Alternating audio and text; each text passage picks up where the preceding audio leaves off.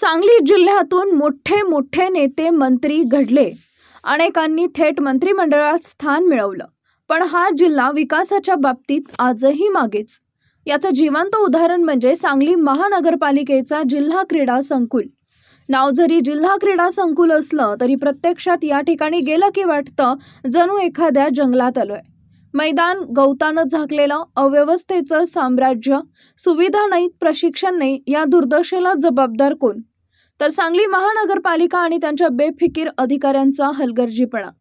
दुसरीकडे अकलूजसारखं छोटं गाव मात्र या बाबतीत राज्यभरात आदर्श ठरत आहे. तिथल्या नगर परिषदेचं क्रीडा संकुल चकाचक आहे. ग्राउंडची उत्तम देखभाल केली जाते. आधुनिक सुविधा उपलब्ध आहेत, अगदी मोफत चार्जिंग स्टेशन सुद्धा. आणि म्हणूनच तिथून उद्याचे खेळाडू तयार होणं नक्की आहे.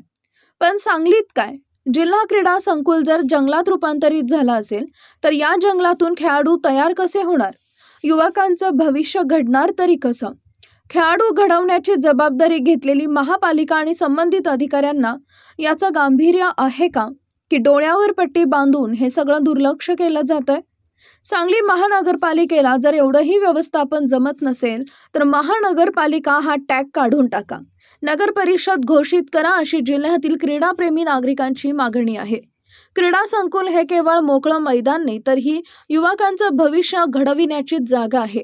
इथून खेळाडू तयार होतात, युवकांचं करिअर आकार घेतं.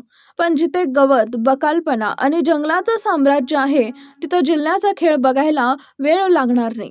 नेत्यांनी मोठमोठ्या खुर्च्या मिळवल्या, मंत्रिपदं मिळवली, पण जेव्हा जिल्हा क्रीडा संकुलची अवस्था काय? झाडाझुडपांकडे लक्ष द्यायला कुणाला वेळ नाही. आणि या दुर्लक्षाचा फटका बसतो तो थेट तरुणांना. सांगली जिल्ह्यातून उद्याचे खेळाडू घडणार की फक्त वाढणार गवत? हे थांबवायचं असेल तर तातडीनं महापालिकेनं आणि जिल्हा क्रीडा संकुलाच्या अधिकाऱ्यांनी जागं व्हावं, अन्यथा जनता जागी होईल.